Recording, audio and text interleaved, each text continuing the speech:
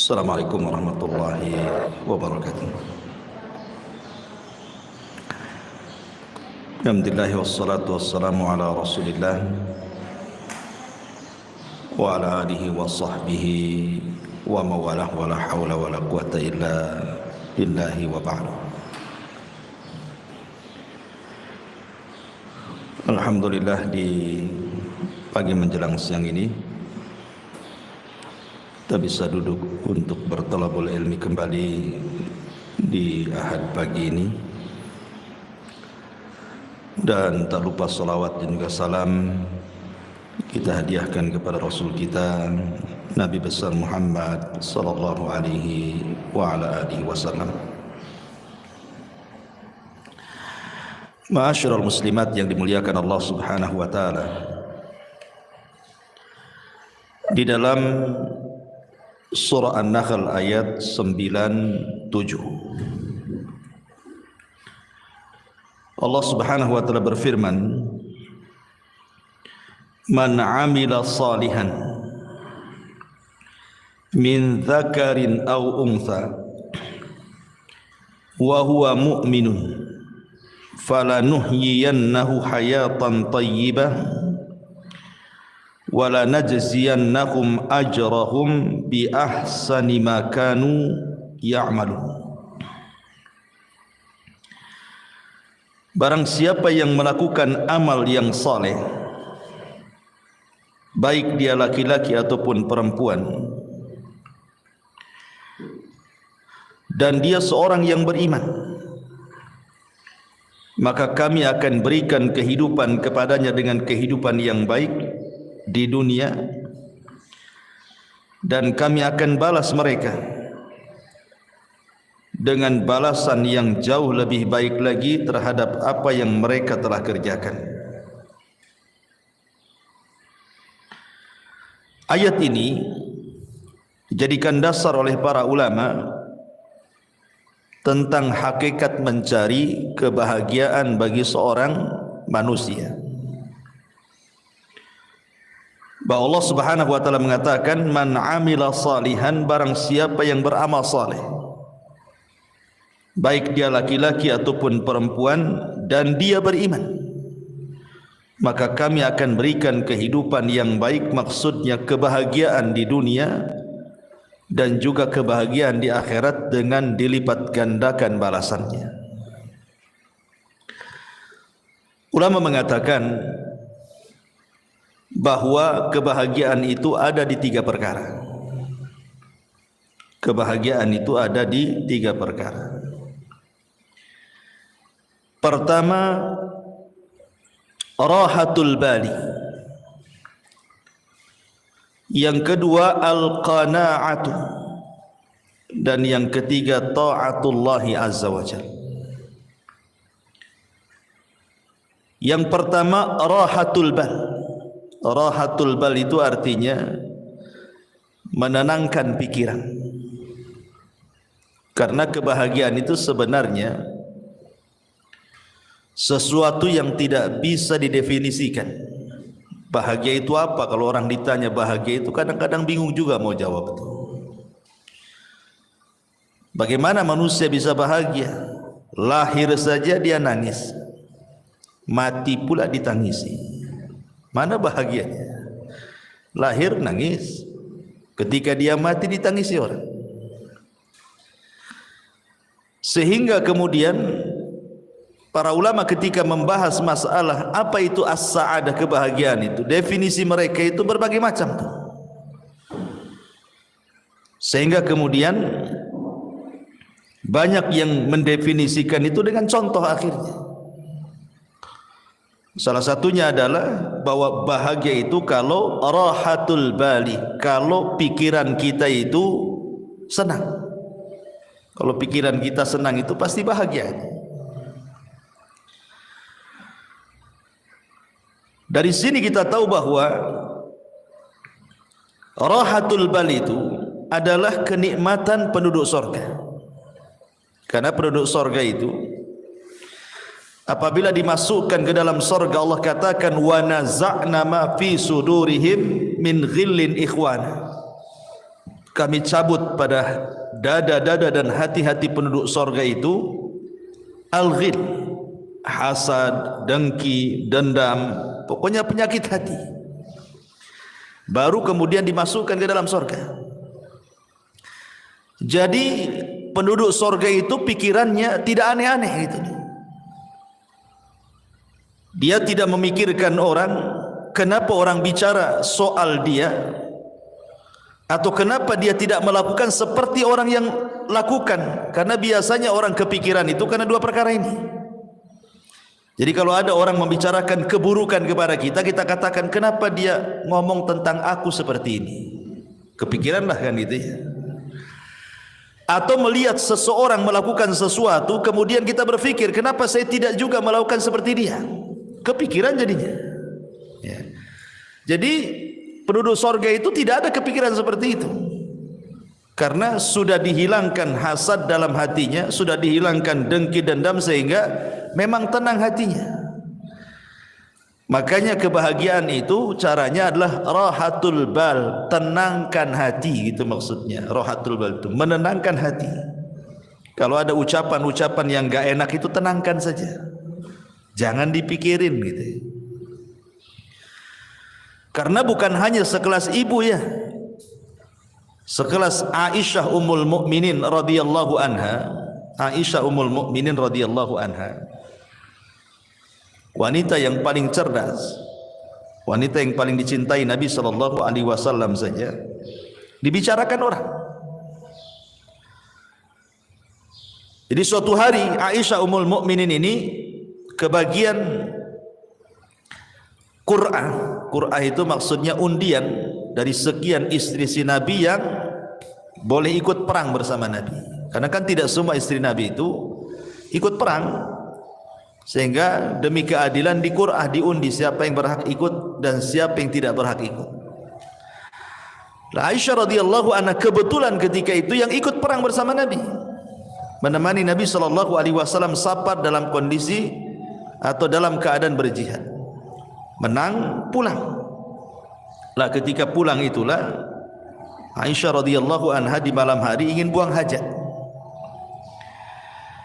Karena Aisyah itu kan berada di rumah-rumahan unta. Zaman itu kan belum ada mobil ya. Wanita biasanya diletakkan di rumah-rumahan, yang rumah-rumahan itu diletakkan di punuk unta. Jadi Aisyah radhiyallahu anha ketika itu minta izin kepada pasukan untuk buang hajat tengah malam. Berangkatlah Aisyah radhiyallahu anha ke padang pasir menjauh dari pasukan. Entah karena lamanya dia buang hajat, sehingga dikiranya oleh pasukan itu Aisyah sudah pulang dan sudah kembali ke rumah-rumah di atas unta itu. Berangkatlah pasukan ini. Ketika sudah berangkat, Aisyah selesai buang hajat, rupanya ketinggalan, nggak ada orang. Tapi Aisyah ini cerdas, dia tidak mungkin menyusul pasukan, karena kalau menyusul bahaya. Mendingan dia nunggu saja di situ. Boleh jadi nanti kalau orang-orang itu tahu bahwa dia belum ada di rumah-rumahan unta itu, pasti balik lagi. Jadi Aisyah hanya menunggu saja. Lah saat menunggu itulah rupanya ada seorang sahabat namanya Safwan ibn Mu'attil ketinggalan pasukan. Ketika Safwan ibn Mu'attil ini melihat Ummul Mukminin Aisyah radhiyallahu anha, kaget dia. Kenapa kok Aisyah ada di situ? Akhirnya kemudian tidak banyak bicara. Aisyah radhiyallahu anha suruh naik di atas tunggangan unta yang dibawa Safwan. Dia pun berjalan membawa pelananya sampai ke pasukan. Maka lewatlah ketika itu di hadapan seorang tokoh munafik namanya Abdullah ibn Ubay ibn Salul ibn Sabah. Maka ketika itulah kemudian diisukan Aisyah radhiyallahu anha selingkuh dengan Safwan ibn Mu'attil. Dan dalam sekejap saja berita itu menyebar di kota Madinah bahwa Aisyah berzina dengan Safwan, Aisyah berzina dengan Safwan. Bayangkan qadarullah ketika itu Aisyah radhiyallahu anha sakit karena memang safar jauh, terlampau lama dalam peperangan, sehingga jatuh sakit Aisyah. Ketika sakit, dia tidak tahu berita tentang dia di luar sana. Karena dia di dalam rumah terus kan sakit. Tidak tahu kalau di luar itu dia sedang difitnah bahwa dia selingkuh dengan Safwan ibn Mu'attil. Sementara Nabi SAW terus menunggu wahyu. Kok enggak turun-turun wahyu ini? Maksudnya kalau memang Aisyah itu berzina, kasih tahu. Maksudnya turun wahyu gitu ya. Atau kalau dia tidak berzina, ya tolong kasih tahu juga lah kan gitu. Turun wahyu juga gitu. Tapi selama sebulan itu tidak turun-turun wahyu itu. Sesak dada Nabi. Akhirnya kemudian Nabi SAW datang ke tempat Aisyah radhiyallahu anha. Bayangkan 1 bulan Rasul tidak mau menemui Aisyah. Tapi memang harus ditanyakan karena masalahnya tidak ada wahyu. Ketika kemudian sampai di rumah Aisyah, di situ ada Abu Bakar dan juga ada istrinya dan juga ada Aisyah radhiyallahu anha. Rasul belak-belakan mengatakan, wahai Aisyah, kalau engkau jujur, maksudnya kalau memang engkau melakukannya, tinggal bertobat gitu ya. Nanti Allah Subhanahu wa taala akan mengampuni dosamu. Tapi kalau engkau tidak melakukannya, pasti nanti turun wahyu dari 7 lapis langit sana bahwa engkau tidak akan melakukannya dan engkau tidak pernah melakukannya, dan dustalah perkataan orang-orang itu. Akhirnya kemudian sesaat setelahnya turun wahyu surah An-Nur 1-9 bahwa Aisyah Ummul Mukminin radhiyallahu anha berlepas diri dari tuduhan perzinahan atau perselingkuhan dia dengan Safwan ibn Mu'attil.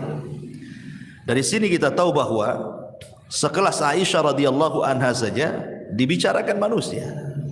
Ya. Atau Maryam bintu Imran, sama juga Maryam juga. Maryam itu kan wanita suci, Bu. Dia tidak pernah keluar dari mihrabnya.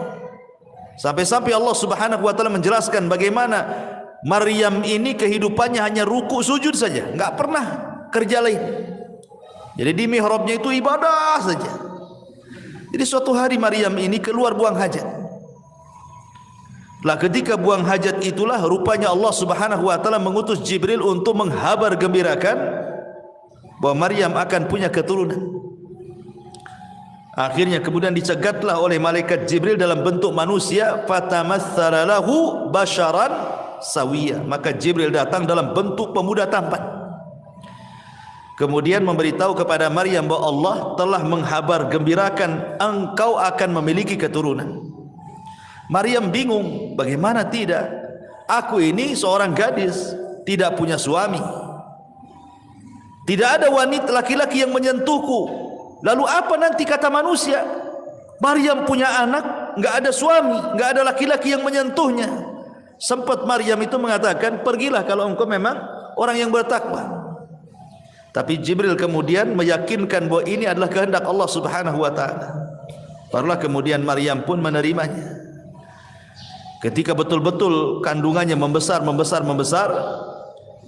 kemudian mulailah diketahui oleh manusia, maka Maryam pun kemudian keluar dari Baitul Maqdis sampai melahirkan di Baitul Lahim, ya kan?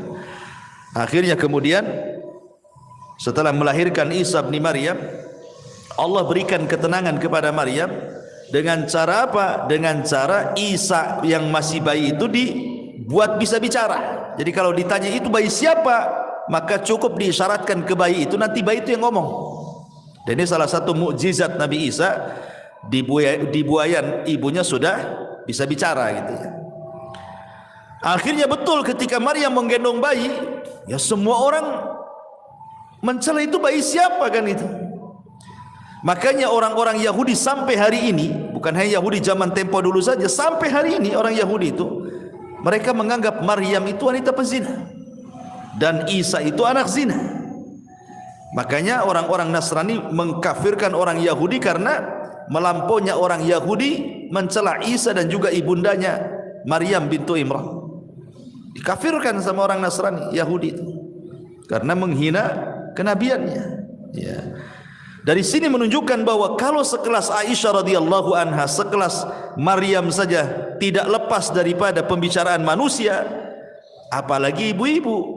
Makanya pentingnya rahatul bal di sini, menenangkan hati, karena sehebat apapun manusia itu pasti dibicarakan orang. Maka rahatul bal itu penting. Ya, jangan pedulikan ucapan manusia, tenangkan gitu maksudnya. Rahatul bali.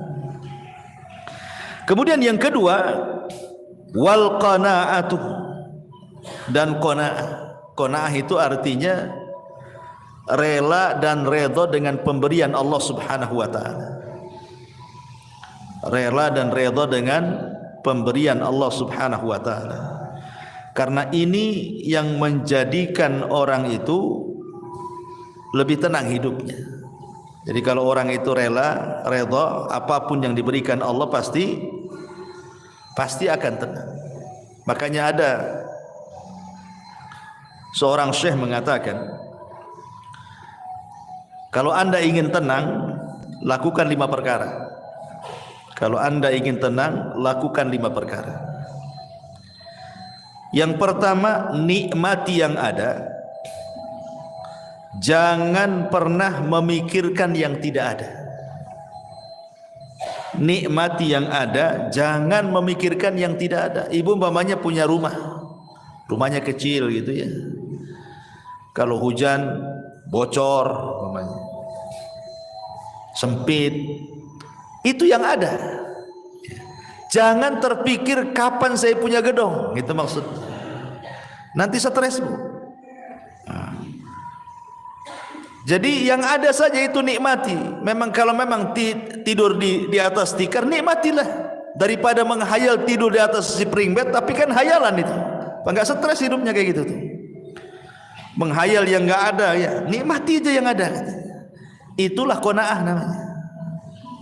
Ini sama lah umpamanya ibu pengen apa? Pengen handphone bagus ya. Dari dulu yang jadul aja. Nggak bisa layar sentuh, itu layar pencet kalau yang jadul itu ya. Kepikir pengen kayak tetangga, handphonenya bagus gitu kan. Nggak usah, nikmati aja, nggak apa-apa. Disentuh-sentuh sajalah di situ, nggak, walaupun nggak keluar kan, nikmati aja kan ya. Karena stres orang memikirkan yang nggak ada tuh. Ini yang pertama. Yang kedua, berpikir positif, jangan pernah berpikir negatif. Artinya pikirkan kelebihan, jangan memikirkan kekurangan. Kelebihan pada diri ibu itu apa coba? Kelebihannya apa? Sebab kalau orang selalu memikir kekurangan, stres tuh. Itu enggak qanaah tuh. Pikirkan kelebihan, jangan pikir kekurangan. Berpikir positif, jangan selalu berpikir negatif. Kemudian yang ketiga, jangan suka membanding-bandingkan. Ibu jangan membandingkan ibu dengan orang lain. Itu tidak qanaah namanya. Ya. Artinya bahwa kalau seandainya Allah Subhanahu wa taala sudah takdirkan memang ibu seperti itu, anggaplah secara ekonomi. Memang suami kerjanya ya apalah, supir taksi, ojek online, GoFood atau apalah istilahnya kan. Sementara tetangga ini kok ngantor, enak, mobilnya bagus gitu ya. Jangan pernah dibanding-bandingkan. Baik ibu dengan istri dia atau suami ibu dengan suami dia. Jangan pernah dibanding-bandingkan. Karena membandingkan sesuatu itu menjadikan orang tidak qanaah. Kalau suka membanding-bandingkan itu hilang qanaahnya. Makanya kenapa Nabi SAW mengatakan unzuru ila man huwa asfala minkum wala tanzuru ila man huwa fawqakum fahuwa ajdar alla tajrar nikmatallahi alaikum. Lihat ke bawah, jangan lihat ke atas, kata Rasul. Orang kalau lihat ke atas kan pegel, Bu. Coba aja ibu nenggak gini lama-lama kan enggak pegel, Bu, ya kan. Stres, Bu, kalau nengok kapan saya kayak dia, apa enggak stres dia? Pegel tuh otaknya. Tapi kalau lihat ke bawah pasti akan tenang. Kenapa? Karena Rasul mengatakan fahuwa ajdar alla tajdar nikmatallahi alaikum. Karena orang kalau suka lihat ke bawah itu akan lebih mudah bersyukur. Oh, aku ini masih lebih baik dibandingkan si anu gitu ya. Alhamdulillah gitu. Tapi sekali lagi catatannya, ini kalau bicara soal urusan dunia. Ya, kaedah melihat ke bawah, jangan melihat ke atas, ini dalam bab urusan dunia. Jangan masuk dalam urusan agama. Sebab kalau urusan agama kaidahnya terbalik. Lihat ke atas, jangan lihat ke bawah. Ya. Pamannya tetangga sholat 5 waktu. Jangan ibu melihat kepada sholat yang 1 waktu. Anda apa-apalah saya sholat 2 waktu, ini sih anu 1 waktu aja kan itu. Bukan begitu kan. Tapi lihat ke yang 5 waktu, kapan seperti dia gitu maksudnya. Ada tetangga kawan hafal juz 30 gitu. Sebelahnya pula pamannya cuma 3 kul saja. Ibu masih mending dengan wadduha. Alhamdulillah saya masih hafal wadduha. Tambah 3 kul masih lebih baik daripada dia. Maksudnya jangan melihat ke bawah, tapi lihat kapan saya bisa kayak dia. Hafal juga juz 30 gitu maksudnya. Itu kalau soal urusan agamanya. Jangan melihat ke bawah, lihat ke atas. Tapi kalau urusan dunia, jangan pernah menatap ke atas. Capek, ya, stres nantinya. Hilang qanaahnya. Itu hilang qanaah itu karena suka melihat ke atas, tidak melihat ke bawah. Kemudian yang keempat, kata para ulama, sibukkan dengan perkara-perkara masa depan. Jangan memikirkan sesuatu yang sudah berlalu. Makanya sering saya katakan, banyak orang itu kadang-kadang belum move on-nya, istilahnya. Mungkin dulunya pernah kaya, kemudian miskin, terpikirlah dulu. Mungkin dulunya mantan manajer, sudah tidak manajer lagi, terpikir pula masih jadi manajer. Mungkin dulunya dia polisi, kemudian purnawirawan, masih terpikir dia seolah-olah dia polisi, padahal sudah pensiun. Orang kalau memikirkan terus masa lalu, tidak pernah menatap masa depan, Bu, nggak akan pernah orang ini bahagia. Karena dia belum bisa menerima keadaan, itu masalahnya kan. Makanya saya kadang-kadang heran, mungkin dulunya mantan militer gitu ya, TNI, Polri atau apa, udah nggak pensiun lagi, sudah nggak berjabat lagi, dia pensiun. Kadang-kadang turun di masyarakat itu seolah-olah dia masih TNI itu. Nunjuk-nunjuk orang soal dia polisi, padahal udah gak polisi lagi. Kan berarti kan belum bisa menghilangkan kenyataan kalau dia itu sudah bukan polisi lagi, bukan manajer lagi, bukan menteri lagi, bukan. Itu yang kadang-kadang tidak bisa dilupakan. Makanya kenapa Nabi SAW sampai mengajarkan doa kepada Abu Umamah itu apa? Allahumma inni a'udzubika minal hammi wal hazan. Ya Allah, aku berlindung kepadamu dari alham, kebingungan dan kesedihan. Bingung masa depan, sedih masa lalu, gitu maksudnya. Sedih ini karena memikirkan masa lalu, bingung itu karena memikirkan masa depan. Karena manusia itu kan tidak lepas daripada bingung, stres, sedih. Ya sedih memikirkan masa lalu, stres sekarang ini memikirkan masa sekarang, bingung apa yang harus dilakukan besok, gitu kan. Itulah manusia di antara 3 perkara ini. Makanya supaya kita qanaah, jangan memikirkan sesuatu yang sudah berlalu. Tatap masa depan supaya lebih qanaah. Ya sudahlah, sudah takdirnya. Yang penting saya pernah kaya dulu, kan itu ya. Yang penting saya sudah pernah jadi pejabat, sudah merasakan, saya sudah tahu semua. Kan enak tuh kalau ngomong gitu ya. Kemudian yang terakhir, kata para ulama di sini, sibukkan memikirkan diri sendiri, jangan pernah sibuk memikirkan orang lain. Ini penting ya. Sibukkan saja, nggak usah ibu mikir ini menteri keuangan nih, nggak usah. Apa yang ibu mikir menteri keuangan pula ya, ibu mikir keuangan sendiri saja lah. Kok mikir pula menteri keuangan, menteri ini, pusing ya. Makanya itu kalau banyak nonton YouTube berita ini kan, akhirnya pusing tuh. Sudahlah, mikir diri sendiri saja, nggak usah mikir-mikir menteri ini menteri itu, itu korupsi, stres, Bu.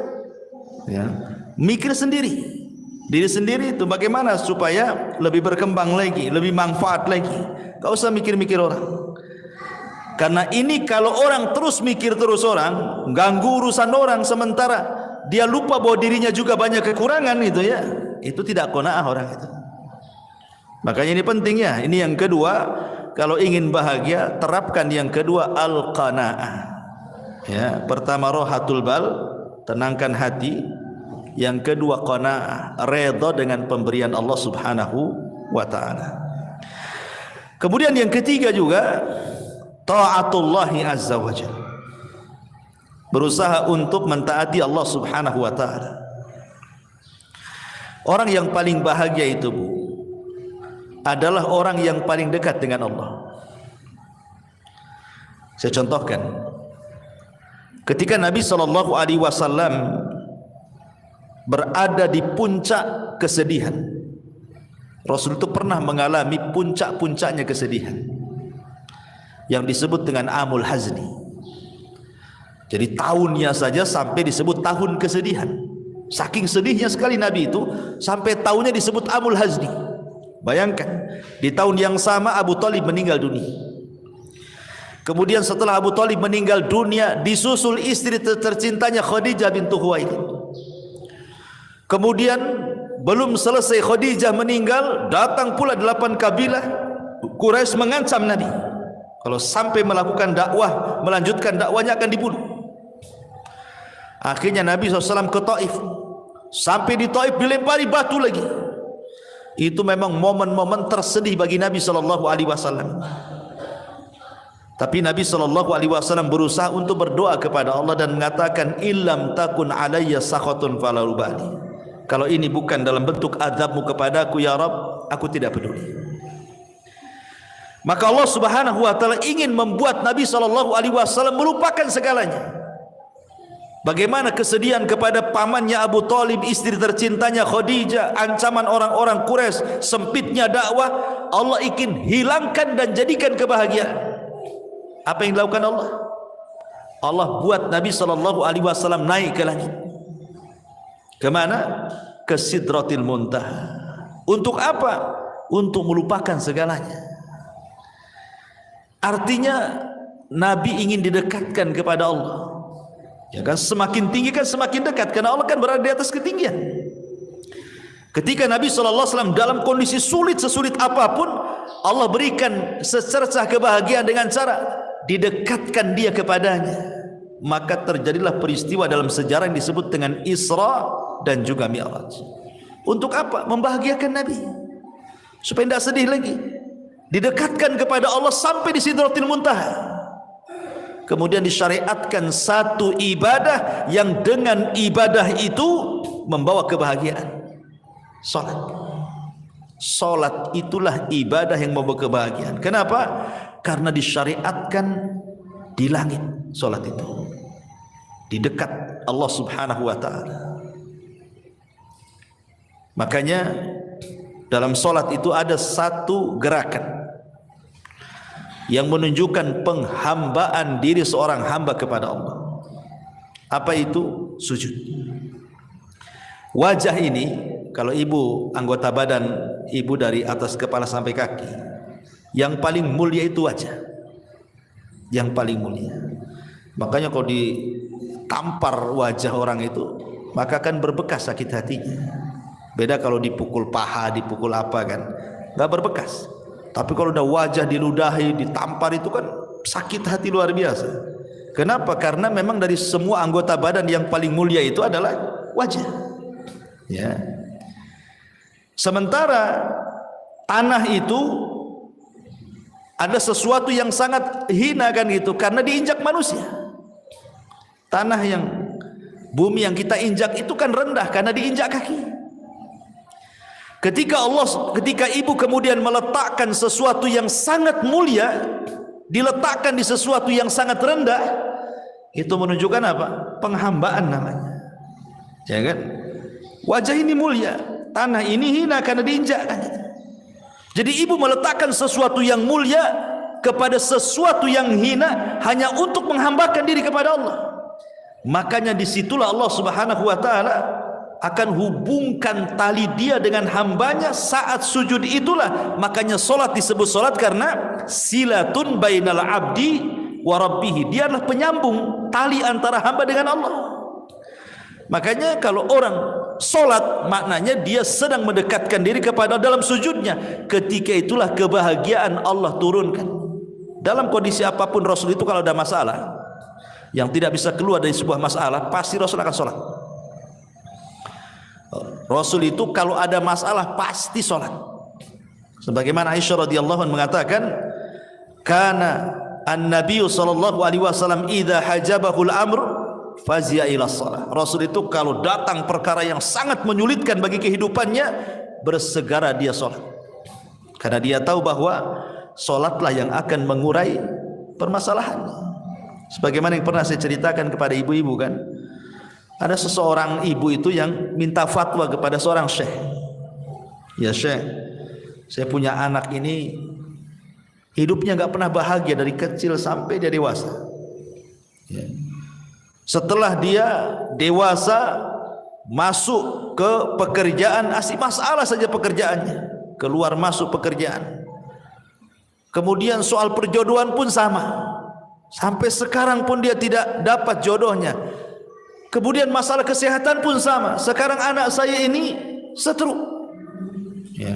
Sudah masalah ekonomi masalah, masalah jodoh masalah, masalah kesehatan pula masalah. Jadi kata ibunya itu seolah-olah anak saya itu dari kecil sampai sekarang nih tidak pernah tersentuh dengan kebahagiaan. Apakah anak saya tersihir wahai syekh? Itu pertanyaan ibu ini. Jangan-jangan anak saya tersihir wahai syekh.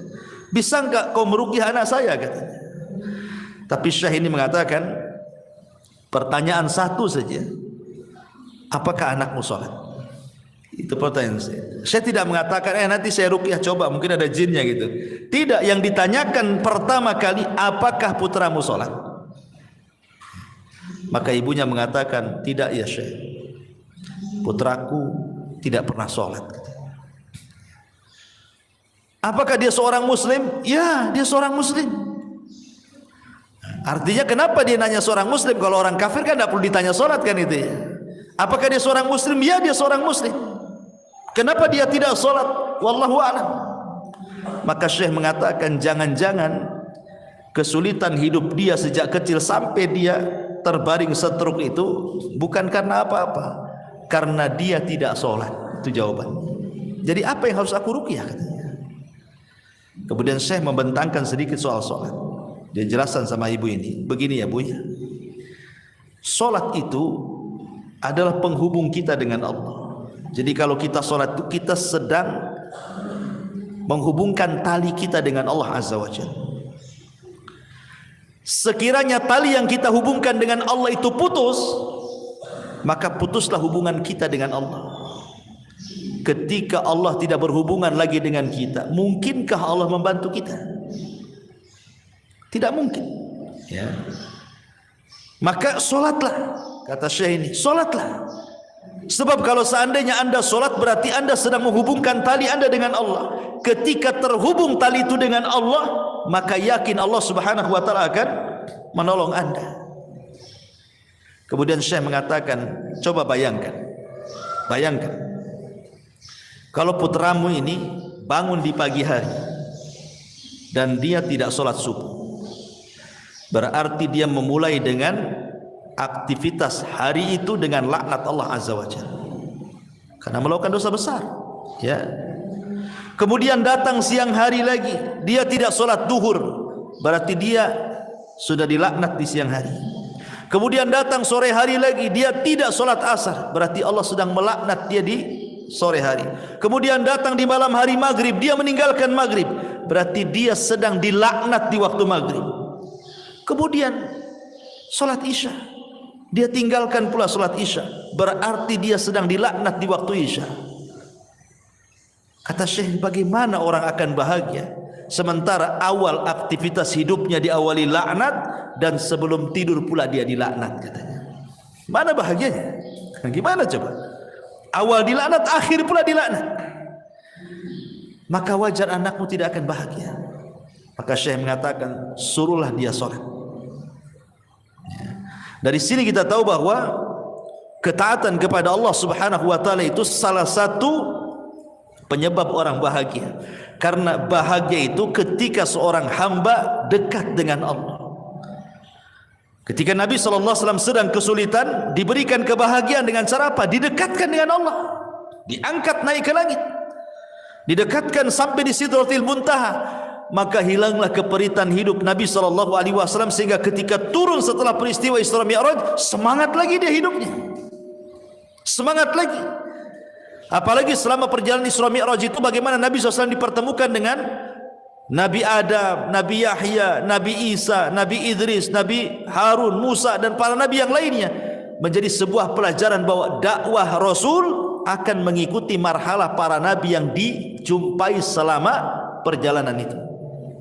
Seperti dia berjumpa dengan Nabi Adam. Sebagaimana Nabi Adam hijrah dari sorga ke bumi, maka engkau pun akan hijrah dari Mekah ke Madinah.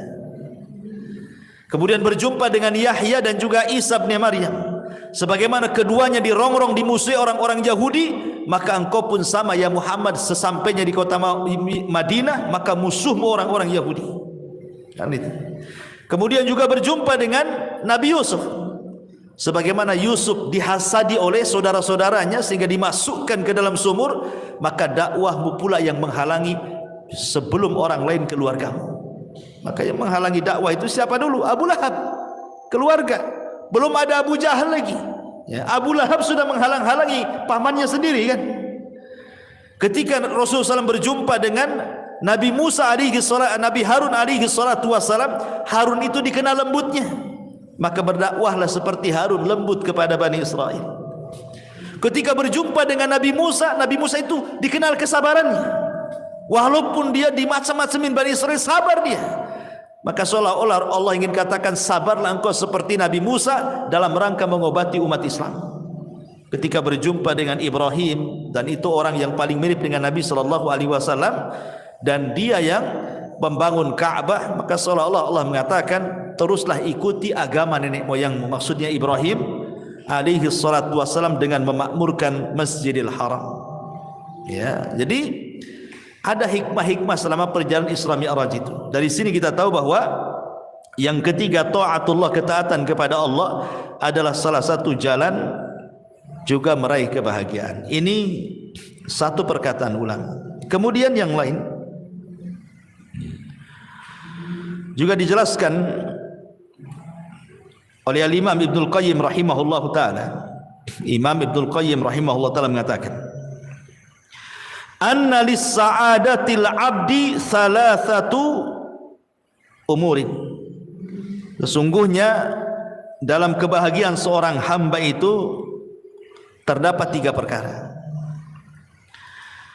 Idza an'ama 'alaihi syakara, wa idza betuliya 'alaihi sabara, wa idza adznaba istaghfara. Yang pertama, apabila diberikan nikmat oleh Allah Azza wa Jal, lantas dia pun bersyukur. Apabila diuji oleh Allah Subhanahu wa taala, lantas dia bersabar. Dan apabila dia melakukan dosa, dia pun berusaha untuk melakukan istighfar. Melakukan istighfar, meminta ampun kepada Allah Subhanahu wa taala. Ma'asyiral muslimat yang dimuliakan Allah Subhanahu wa taala. Di sini Imam Ibnul Qayyim rahimahullahu taala memberikan konsep 3 kebahagiaan. Kalau tadi kan konsep 3 kebahagiaan, pertama berusaha menenangkan pikiran, jangan memikirkan banyak hal, hilangkan hasad, hilangkan dengki macam-macam ya. Kemudian qanaah, kemudian lebih taat lagi kepada Allah. Maka konsep Imam Ibnul Qayyim berbeda lagi. Kalau ingin bahagia, yang pertama apabila mendapatkan nikmat bersyukur. Apabila mendapatkan nikmat bersyukur. Ini kaitan dengan qanaah juga kan? Ya, qanaah itu artinya apa? Syukuri yang ada, jangan memikirkan yang tidak ada. Nikmati yang ada, jangan menikmati yang tidak ada.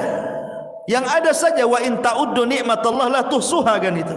Kalau Anda hendak menghitung nikmat Allah, tidak mungkin terhitung nikmat Allah itu. Banyak kok nikmat Allah itu. Kemudian yang kedua konsepnya, ini yang penting juga. Apabila ditimpa musibah, dia bersabar. Ini yang paling penting dalam konsep kebahagiaan. Karena biasanya ketika musibah itu terlalu berat, yang datang hanyalah keperitan dan kesedihan. Sering saya katakan Bu dalam beberapa kajian di sini kan, bahwa pada setiap perkara yang ada kebahagiaan, pasti di situ ada kesedihan.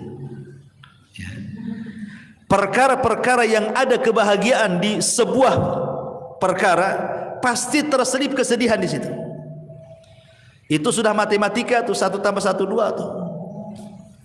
Contoh, ibu bahagia dengan suami, yang punya suami, tetapi di balik kebahagiaan ibu suka senang dengan suami itu, pasti suatu ketika ada kesedihan. Tatkala ibu bermasalah dengan suami, ya, atau uang bulanan kurang, sedih, padahal ada duit dia, kok nggak dikasih saya, katanya. Artinya di sela-sela kebahagiaan itu pasti ada kesedihan tuh. Nengok anak-anak nih, nampak seneng lah anak-anak, apalagi yang masih lucu-lucu ya, usia 4-5 tahun gitu kan, masih lucu-lucunya tuh. Seneng kita nengok anak-anak tuh. Tapi ketika anak itu sakit arah gitu kan, sedihlah kita di situ. Jadi mana-mana tempat ada kebahagiaan, pasti terselip kesedihan di situ. Pasti, ya. Atau ketika ibu melihat harta, ibu punya mobil, punya rumah, punya uang gitu kan, kan senang itu, karena itu juga salah satu penyumbang kebahagiaan kan gitu. Siapa bilang mobil itu tidak menyumbang kebahagiaan? Masih enak naik mobil daripada jalan kaki kan Bu? Capek jalan kaki, apalagi jauh, sedih kali itu. Tetapi kan bukan segala-galanya.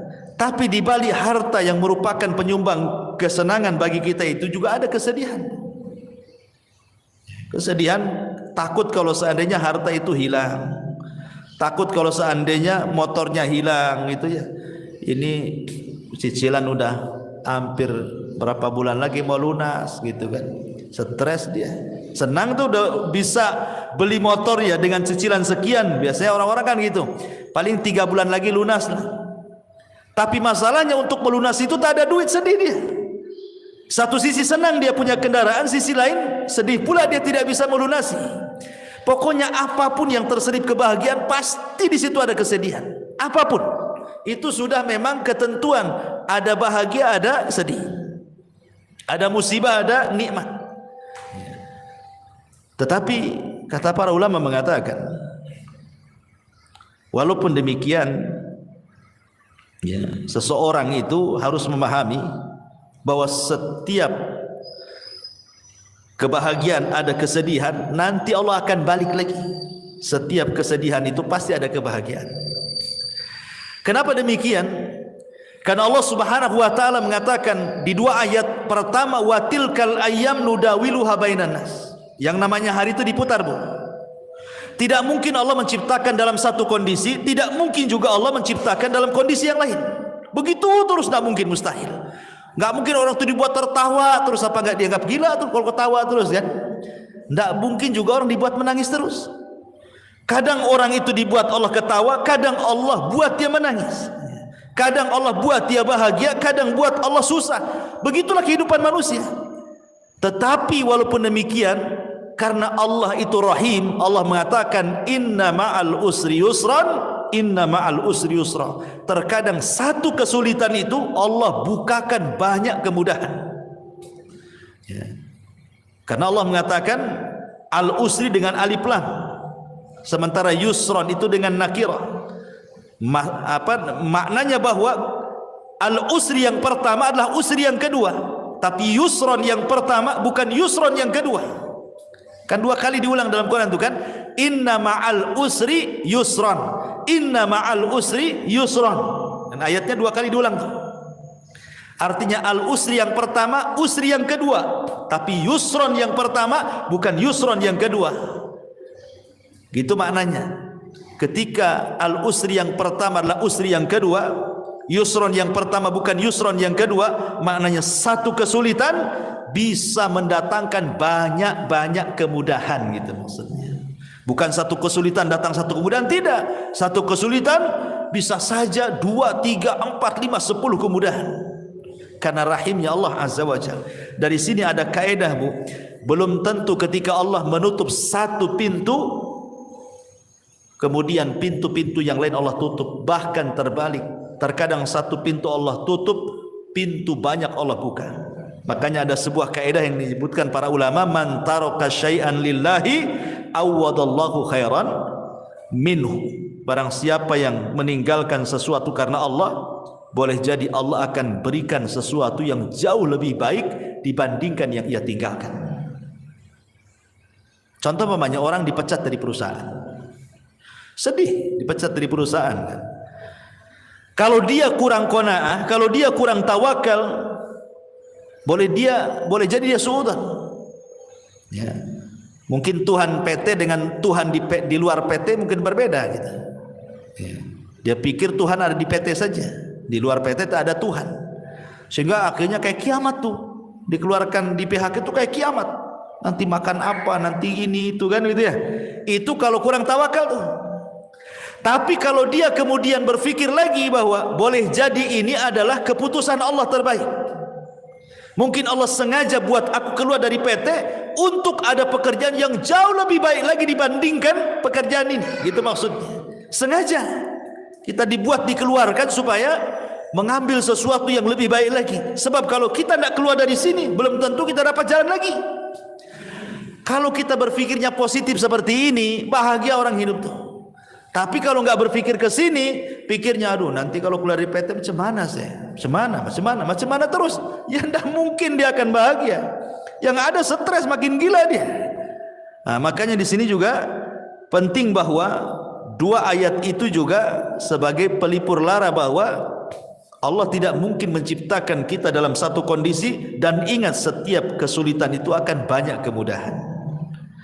Ma'asyiral muslimat yang dimuliakan Allah Subhanahu wa taala. Ya. Dan itu kita bisa lihat di kisah-kisah orang-orang soleh gitu ya. Seperti tadi kisahnya atau kisah Nabi Ayub alaihi salatu wasalam yang mudah lah yang sering saya ceritakan kan. Bagaimana Nabi Ayub itu diberikan oleh Allah Azza wa Jalla ujian yang tidak pernah orang diuji sehebat Ayub. Tidak ada ceritanya. Baik sebelum atau sesudahnya. Manusia yang diuji seberat Nabi Ayub. Makanya orang-orang Arab itu kalau ada orang sakit, mereka mengatakan apa? Sabar, seperti sabarnya Ayub katanya. Itu orang Arab ngomong gitu tuh. Padahal tidak mungkin kan orang sesabar Ayub kan? Hanya untuk supaya membesarkan hatinya saja. Mustahil. Nggak ada orang sesabar Ayub apalagi di zaman sekarang. Ya.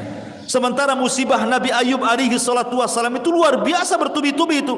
Mulai daripada kehilangan harta, kemudian disusul kehilangan anak, kemudian disusul dengan banyaknya penyakit, kemudian disusul tidak ada orang yang mendekati, dibicarakan manusia.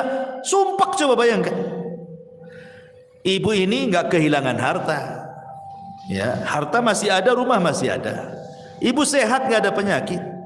Ya, apalagi anak-anak ada, cuman ibu ini dibicarakan orang saja. Itu sudah sedihnya itu bukan kepalang tuh. Pikirannya, padahal hanya dibicarakan orang saja.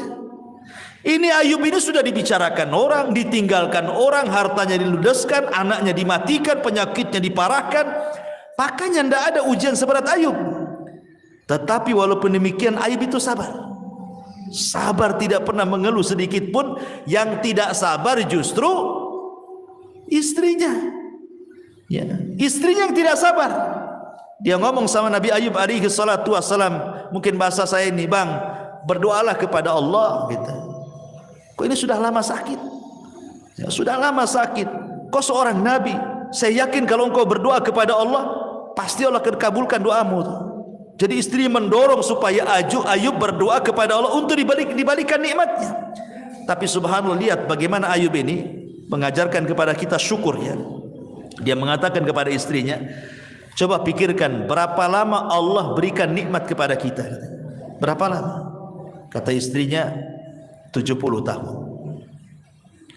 Kata Ayub, 70 tahun kita di atas kenikmatan. Sekarang Allah baru uji saya 18 tahun. Kalau saya harus meminta kepada Allah, ini belum seimbang. Ya. Harusnya kalau seimbang ya nunggulah nanti setelah penyakitku 70 tahun lagi, baru aku meminta kesembuhan, gitu maksudnya Ayub itu. Ini kita di atas nikmat 70 tahun, diuji 18 tahun. Masa kita sudah harus meminta kepada Allah katanya. Ayub tidak mau. Ya. Tapi ketika kemudian ada dua orang temannya Ayub yang berbincang-bincang soal Ayub dan mengatakan jangan-jangan Ayub itu diberikan penyakit oleh Allah, itu bukan penyakit biasa, itu penyakit kutukan katanya. Kata kawannya, kok bisa kau bilang penyakit kutukan? Iyalah, kalau bukan kutukan apa namanya? Masa satu cuil penyakit pun tidak ada tanda-tanda kesembuhan katanya. Kalau bukan kutukan apa namanya? Kedengaranlah kalimat ini ke telinga Ayub. Makanya Ayub mengatakan, Rabbi inni massaniya dhur wa anta arhamur rahimin. Ya Rabb, aku tahu engkau yang memberikan madarat ini kepadaku, tapi aku tahu juga bahwa engkau adalah zat yang maha pemberi kasih sayang dari hamba-hambamu penyayang. Maknanya seolah-olah Ayub mengatakan, ya Rabb, aku tahu bahwa engkau yang memberikan madarat ini kepadaku, tapi aku yakin tidaklah engkau memberikan madarat kepadaku kecuali karena sayangmu kepadaku. Itu maksudnya. Lihat bagaimana ada berdoa Ayub saja tidak dirinci penyakitnya. Menunjukkan apa? Menunjukkan Ayub itu tidak tasahud. Tasahud itu artinya menolak takdir, kayak kita kan ngomel-ngomel sama Allah. Enggak. Ayub kan tidak merinci kan musibahnya. Dia hanya mengatakan, aku tahu ya Rabb, engkau yang menimpakan penderitaan ini. Lain kalau kita ngomong, ya Allah, anak saya sudah mati. Ya, dirinci kalau kita doa itu kan. Ini rumah juga bocor-bocor kan itu. Ya. Ini usaha juga lagi sulit. Itu kalau doa kita yang dirinci itu. Susahnya kita ini dirinci ya kan.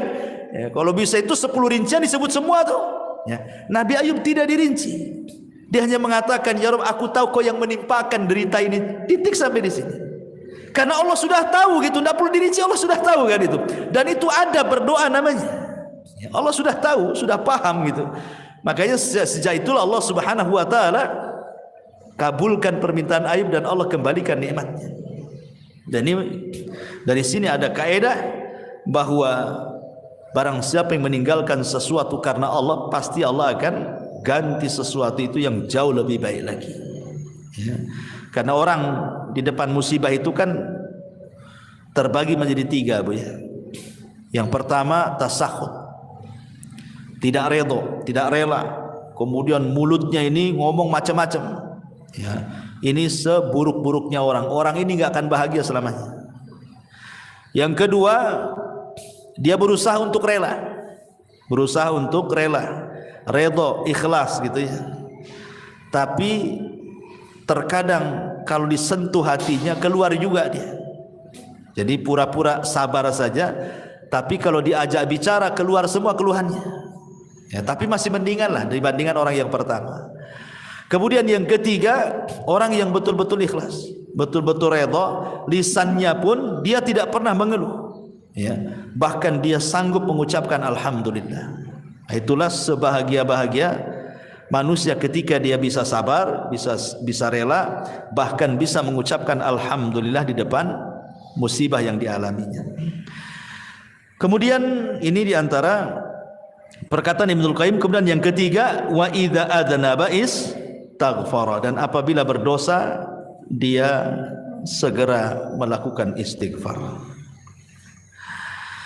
Ma'asyiral muslimat yang dimuliakan Allah Subhanahu wa taala, inilah diantara konsep Imam Ibnul Qayyim ketika bicara soal kebahagiaan. Kemudian yang ketiga, konsepnya Sufyan Ats-Tsauri. Sufyan Ats-Tsauri rahimahullahu taala. Dia mengatakan bahwa ma baqili min na'imid dunya illa thalathin. Kata Sufyan Ats-Tsauri, aku tidak pernah merasakan nikmatnya dunia, maksudnya kebahagiaan dunia ini, kecuali karena 3 perkara. Kecuali karena 3 perkara. Akhun thiqatun fillahi aqtasibu min suhbatihi khairan in ra'ani za'ighan qawwamani aw mustaqiman ragabani wa rizqun wasi'un halalun laysat lillahi alayya fihi tabi'atun wa la li makhluqin alayya fihi minnatun wa salatun fi jama'atin aqfi sahwaha wa arzaq ajruha. Kata Sufyan Ats-Tsauri rahimahullah, yang pertama akhun thiqah. Kebahagiaan itu kalau memiliki kawan yang bisa dipercaya, di mana aku mengambil manfaat dari perkawanan itu. Kalau kawanku melihat aku menyimpang, dia berusaha meluruskanku. Kalau kawanku melihat aku istiqomah, berusaha memberikan dorongan, ya, kabar gembira sehingga makin istiqomah. Kemudian yang kedua, warizkun wasiun, rizki yang luas, yang halal. Rizki yang luas, yang halal, di mana dengan itulah aku tidak menjadikan aku menjadi peminta-minta kepada manusia. Aku kaya gitu, enggak harus meminta-minta kepada manusia. Dan yang ketiga, solat jamaah. Yang ketiga, solat berjamaah. Dengan itulah aku bisa merasakan kebahagiaan. Jadi Sufyan Ats-Tsauri mengatakan bahagia itu ada di 3 perkara. Teman yang baik, yang kedua rizki yang luas dan halal sehingga dia tidak meminta-minta, dan yang ketiga pada solat. Ya, sebagaimana Rasul mengatakan kepada Bilal, ya Bilal, hayya nastari bis solat. Wahai Bilal, mari beristirahat, bersenang-senang dengan solat. Jadi beliau mengatakan seperti itu karena Sufyan Ats-Tsauri ini orang yang paling zuhud, orangnya kaya tapi zuhud. Jadi suatu ketika Sufyan Ats-Tsauri ini ditanya oleh muridnya, ya Imam, engkau ini selalu memberikan fatwa zuhud, tapi kok kaya? Katanya. Jadi pikiran orang yang bertanya itu, kalau bisa orang zuhud itu ya miskin gitu maksudnya. Jadi orang zuhud itu menurut dia harus miskin, compang-camping, makannya nasi kerak gitu ya. Ya pokoknya susah lah orang zuhud. Dikiranya seperti itu makna zuhud. Jadi orang ini mengatakan, ya Sufyan, engkau ini selalu menasihati zuhud, tapi kau juga kaya gitu ya. Lihat jawaban Sufyan Ats-Tsauri. Dia mengatakan zuhud itu bukan itu. Zuhud itu kau letakkan hartamu di tanganmu. Maksudnya jangan kau letakkan hartamu di hatimu. Sebagaimana diriku, aku meletakkan hartaku di tanganku dan aku tidak meletakkan hartaku di hatiku. Dan kenapa aku harus kaya? Likaila atamandalu alal muluk, supaya aku tidak menjilat penguasa, supaya aku bisa mengatakan yang hak-hak, yang batil-batil katanya. Karena aku tidak ada, pemerintah tidak ada budi baik dengan aku.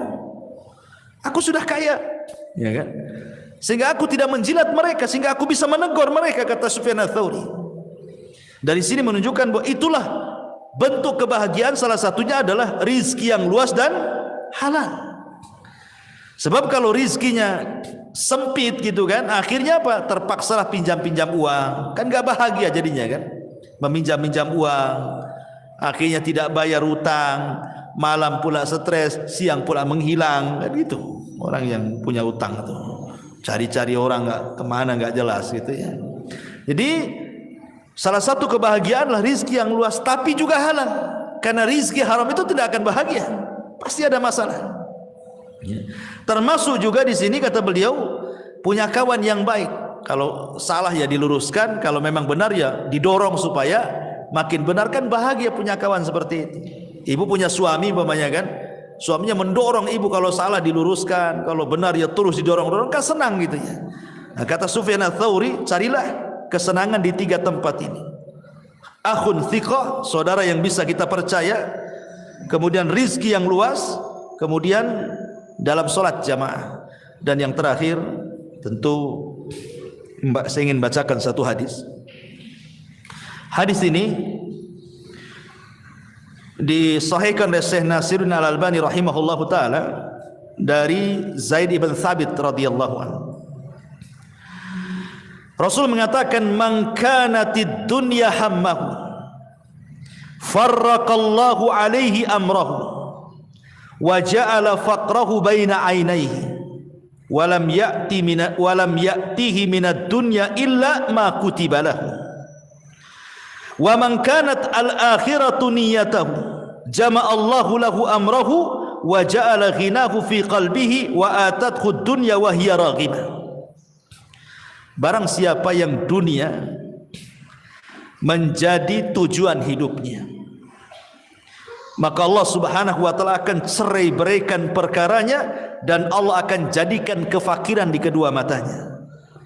Dan tidaklah dunia yang datang kepadanya kecuali apa yang sudah dicatat takdir saja. Tetapi barang siapa yang akhirat adalah niat hidupnya, maka Allah Subhanahu wa taala akan kumpulkan perkaranya dan Allah akan jadikan kekayaan dalam hatinya, dan Allah akan datangkan dunia kepadanya sementara dia menolaknya.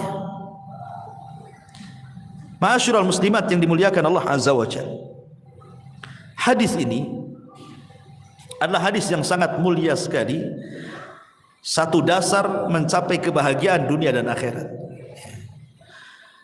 Pertama, penggalan yang pertama, Rasul mengatakan barang siapa yang dunia itu menjadi tujuan hidupnya, maka Allah pasti akan mencerai beraikan urusannya dan Allah akan jadikan kefakiran di kedua matanya. Kemarin kita sudah jelaskan, Bu, ada orang kaya diazab dengan kekayaannya, bahkan seolah-olah lebih miskin dibandingkan orang-orang yang sudah jelas miskin. Ada orang miskin, Bu, mungkin dia tukang bangunan, ya, kadang helper, ya, mungkin yang paling rendah dalam tukang bangunan itu helper itu. Ya. Kadang ada borongan, kadang tidak, gitu. Kadang ada proyek, kadang tidak. Tapi dia bisa hidup dengan keluarganya. Dia bangun tidur, kemudian jam 8 dia sudah kerja, jam 5 pulang. Kemudian dia bisa senang dengan anak istrinya juga. Nanti besok gitu lagi. Ya. Tapi ada orang-orang kaya, Bu, itu seolah-olah 24 jam hidupnya itu dengan duit saja. Nggak ada untuk keluarga tuh. Ada orang kayak gitu kan?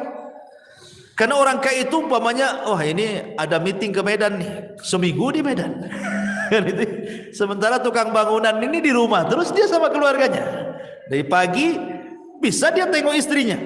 Ini nanti sebulan kemana? Sebulan kemana? Kapan sama keluarganya dia? Itu kan orang ini diazab dengan kekayaan namanya tuh. Kok kekayaannya yang mengadab? Harusnya orang yang kaya itu lebih banyak hidup dengan keluarga dibandingkan orang miskin. Ini tidak gitu. Kenapa orang yang miskin itu lebih senang hidup dengan anak istrinya, lebih banyak waktunya? Orang kaya ini pula sedikit waktunya. Berarti dia diazab dengan kekayaannya. Orang miskin aja nggak kayak gitu cari uangnya kok. Kalau sudah cukup untuk makan selesai. Ini tidak cukup-cukup. Maknanya dia itu miskin tidak kaya sebenarnya, karena tidak cukup. Ya. Makanya di sini Rasulullah mengatakan mangkanatid dunya hamma, siapa yang dunia tujuannya itu farraqallahu alaihi amrah, pasti Allah cerai beraikan urusannya. Kalau dia tidur, Bu, apa maksudnya Allah cerai beraikan itu? Hatinya dicabang-cabangkan. Ya, maksudnya farraqallahu alaihi amrah itu hatinya dicabang-cabangkan, tidak bisa tidur, Bu. Nanti satu sisi otaknya mikir ini, sisi lain mikir ini, sisi lain, pokoknya tidur itu menghayal aja dia. Gimana mau tenang coba?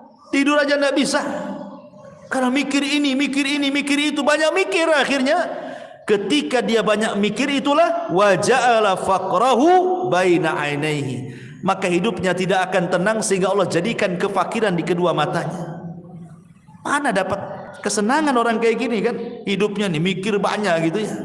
Tetapi sebaliknya, walam ya'tihi minad dunya illa ma kutiba lahu, padahal dunia sendiri kalau dicari tidak lebih daripada yang ditakdirkan saja.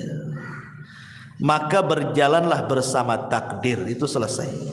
Jalan bersama takdir. Ya. Karena sehebat apapun Anda mencari dunia, kalau ditakdirkan dapat segitu ya segitu, tidak mungkin nambah. Ngapain kemudian ngoyo dari pagi ke pagi lagi kan? Padahal dunia itu sebatas ditakdirkan saja.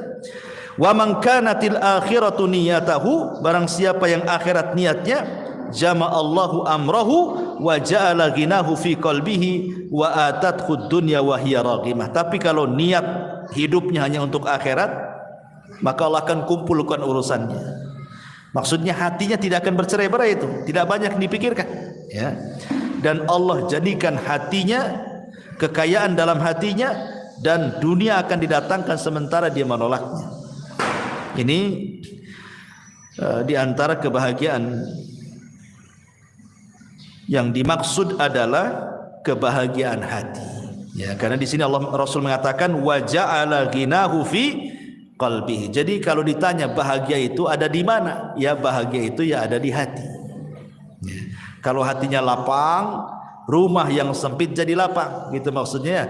Kalau hatinya sempit, rumah yang lapang jadi sempit. Coba lihat Bu, ibu kan punya suami, yang punya suami kan, kalau ada masalah dengan ibu kan dia nggak kerasan di rumah Bu, pasti lari sana lari sini, nanti datang muring-muring pergi lagi kan gitu. Padahal rumahnya luas Bu, dia masih mendingan ngekos daripada di rumah sama ibu kan, karena lagi sempit hatinya tuh. Ya. Coba kalau lagi senang Bu, nggak mau keluar rumah dia. Ya. Tapi kalau lagi sumpek, nggak mau balik dia. Ya. Itulah menunjukkan bahwa kebahagiaan itu ada di hati. Hati makin lapang berarti semua lapang. Ibu yang kurang cantik saja kalau suami lapang itu dianggap cantik. Ibu yang cantik jelita kalau suami lagi stres kayak setan Bu, nengok ibu tuh. Karena gimana orang nggak senang? Nggak senang. Buat apa cantik pun kayak setan katanya kan. Pokoknya orang nggak senang itu semua jadi jelek kan, tapi orang senang semua jadi indah. Karena memang itulah yang dimaksud di sini wa ja'ala ghinahu fi qalbi. Allah jadikan kekayaan dalam hatinya. Wallahu a'lam bishawab. Ini yang bisa sampaikan. Tapi sebelum saya tutup, kalau ada yang bertanya silakan.